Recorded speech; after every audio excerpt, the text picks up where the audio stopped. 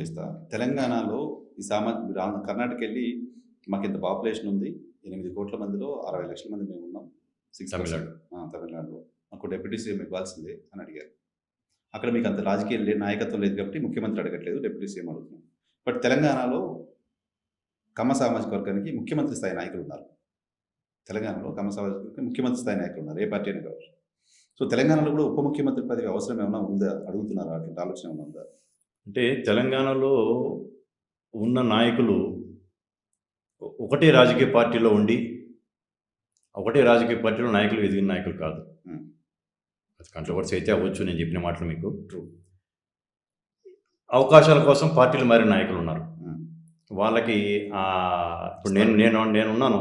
నేను గర్వంగా చెప్పగలను, I'm the stake holder of the party. డెఫినెట్‌గా. నేను వతందారుని అని చెప్పి చెప్పగలను. I do agree. అట్లా వేరే నాయకులు చెప్పలేరు కాబట్టి వాళ్ళకి ఆ స్థాయి రాదు.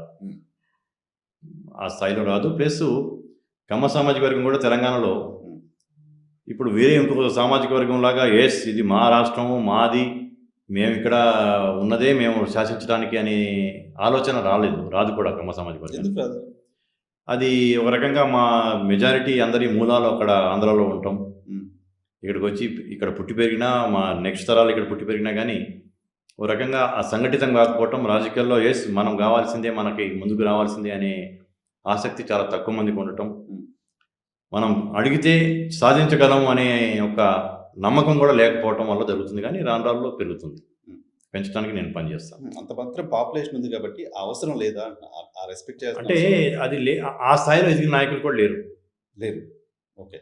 నేను చెప్తున్న నాయకులంతా పర్టికులర్ పార్టీలో ఎదిగిన నాయకులు కాదు అనేది కాదు. ఒకటి వాళ్ళకంత ధైర్యంగా వచ్చేసి నాకు ఇది కావాలని అడగలేరు వాళ్ళు. నేనున్నాను, నాకు రాష్ట్ర రాజకీయాలు ఆసక్తి లేదు, నాకు జాతీయ రాజకీయాలు నా ఆసక్తి. సరే, ఎప్పటికైనా మా నాయకుడు అక్కడ ప్రధానమంత్రి అయితే నేను కూడా ఏదో అవుతాను. కాకపోతే నేను కూడా ఏం కాలేకపోవచ్చు. బట్ నాకున్న గౌరవం, నాకున్న ఇది ఉంది, పార్టీలో ఉంది, బయట కూడా నాకుండే గౌరవం, అది నేను మెయింటైన్ చేసుకుంటాను. సో అర్హత ఉంది కానీ ఆ స్థాయి నాయకత్వం పార్టీలో ఎదగలేదు. అన్ఫార్చునేట్గా ఎదగట్లేదు. ఇప్పుడు తెలంగాణలో మంత్రులుగా 2 నాయకులు, పెద్ద నాయకులు చేశారు. ఇప్పుడు ఒక ఆయన ఉన్నాడు, ఇంకొక ఆయన ఆల్మోస్ట్ రిటైర్మెంట్ స్టేజ్లో ఉన్నారు. నెక్స్ట్ లెవెల్ లీడర్షిప్ అనేది పెరగల, వాళ్ళు పెంచలా. కరెక్ట్. నెక్స్ట్ లెవెల్ లీడర్షిప్ పెరిగేసేసి ఎదిగితే ఆటోమేటిక్గా మీరు అన్నట్టు డిప్యూటీ సీఎం స్థాయి కావచ్చు, సీఎం స్థాయి కావచ్చు, పెరిగే అవకాశాలు ఉండేయేమో. ఎదగనీయకుండా ఉండటం వల్ల ఇప్పుడు సడన్గా ఓవర్ నైట్ లీడర్ తయారు కాలేడు. లీడర్ తయారు కావాలంటే ఒక 20 ఏళ్ళు పడుతుంది ఒక లీడర్ తయారు కావాలంటే. కానీ అలా కాదు కదా కుసుమ గారు. మీకు జనాభా ఉంది. జనాభా ఉన్నప్పుడు లీడర్ తయారయ్యేదానికి అవకాశం ఇస్తుంది. పవన్ కళ్యాణ్ ఉన్నారు ఆంధ్రప్రదేశ్ రాష్ట్రంలో. ఆయనకి 10 ఏళ్ళు అయింది పార్టీ పెట్టి. అవకాశం వచ్చింది, ఉప ముఖ్యమంత్రి అయ్యారు. తమిళనాడు వెళ్ళారు, ఉదయనిధి స్టాలిన్ ఉన్నాడు. స్టాలిన్ కొడుకు అంతే. అలా ఆయన ఉప ముఖ్యమంత్రి అయిపోయాడు. అంటే అట్లా ముఖ్యమంత్రిగా కొడుకుగా ముఖ్యమంత్రి అయ్యాడు. అక్కడ అఖిలేష్ యాదవ్ గారు ములాయం సింగ్ గారి కొడుకుగా ముఖ్యమంత్రి అయ్యాడు. తేజస్వి గారు లాలూ ప్రసాద్ కొడుకుగా ముఖ్యమంత్రి అభ్యర్థి కింద ఎమర్జ్ అయ్యాడు. అట్లా రాజకీయ నేపథ్యం ఉండి అవడం అనేది తేలిగ్గా ఉంటుంది.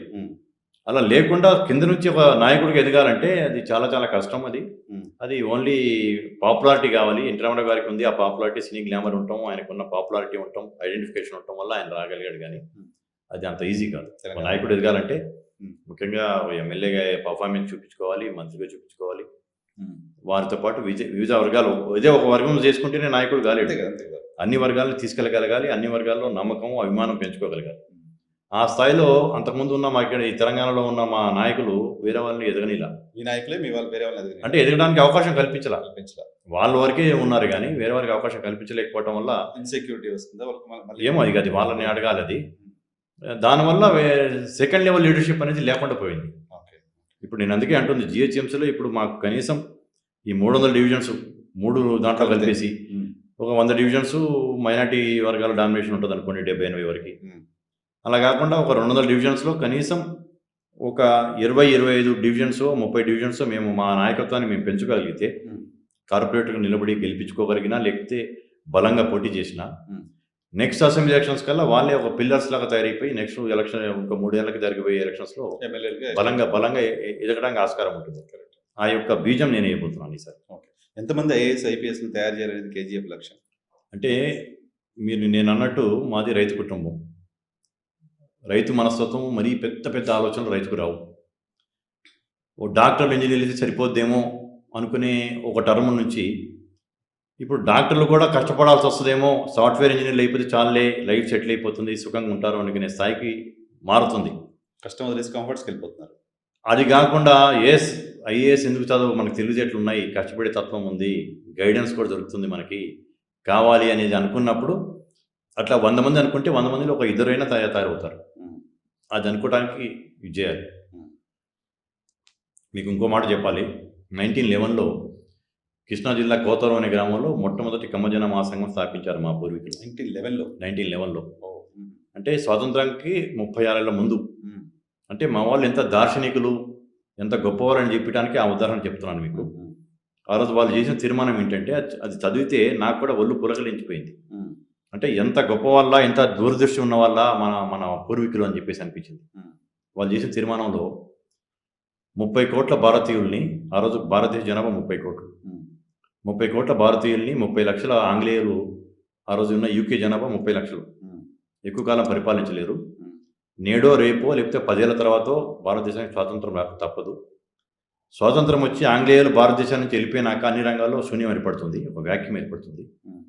మన వాళ్ళు విద్యారంగంలో విద్యాబుద్ధులు చెప్పి కొన్ని దాంట్లో మెలకువలు కనుక సాధిస్తే కొన్ని రంగాల్లో అప్పుడు మన జాతి ముందడుగు వేస్తుందని చెప్పేసి ఆ రోజు వాళ్ళు 1911లో కృష్ణా జిల్లా కౌతవరంలో చేసి తీర్మానం చేసి విద్యాలయాలు, వసతి గృహాలు, అంతా రైతు కుటుంబాలు. మా తాతగారు జట్టి అంజయ్య గారు భూస్వామి. మా ముత్తాత ఆయనకి ఏం చెప్పాడంటే, నువ్వు ఏదైనా దస్తావేజ్ కొనుక్కుంటే, దస్తావేజ్ అంటే డాక్యుమెంట్, వేలిముద్ర వేస్తే అవమానంగా ఉంటుంది, కనీసం నీ సంతకం చేర్చుకో అని చెప్పారట.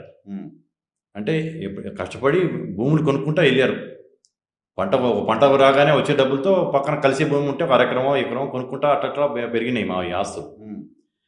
అది వేలిముద్ర వేస్తే అవమానం కొనుగోలు ఉంటుందయ్యా, నువ్వు సంతకం నేర్చుకో అంటే మా తాతగారు అంజయ్య వ్రాలు అని రాసేవాళ్ళు. వ్రాలు అంటే అంజయ్య అని ఆయన ఆ సంతకం పెట్టడం వచ్చి ఆయనకి.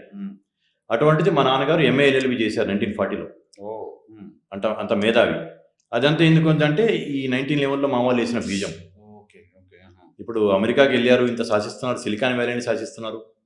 సత్యనారాయణ లాంటి వాళ్ళు మైక్రోసాఫ్ట్ ఇంటర్నేషనల్ CEOగా వెళ్ళారు. ఇటన్ని కారణం ఏంది? డాక్టర్లుగా వెళ్ళి ఎంతో ఇది చేస్తున్నారు. ఇదన్నికి ఆ రోజు వాళ్ళు వేసిన బీజమే కారణం అని చెప్పి నమ్ముతా. అంటే అంత దార్శనికులు మా వాళ్ళు అని చెప్పేసి చెప్పడానికి. ఇప్పుడు మనం వేసామనుకోండి, ఇది IAS IPS కావాలని ఒక ఉద్యమంలాగా తీసుకొచ్చామనుకోండి, ఇంకా 5 ఏళ్ళకు 10 ఏళ్ళకు 2 3 4 తయారవుతుంటారు. అట్లా పెరుగుతూ ఉంటుంది. ఎఫర్ట్స్ పెట్టుకుంటూ పోతే పీరియడ్ ఆఫ్ టైం నెంబర్ పెరుగుతుంది.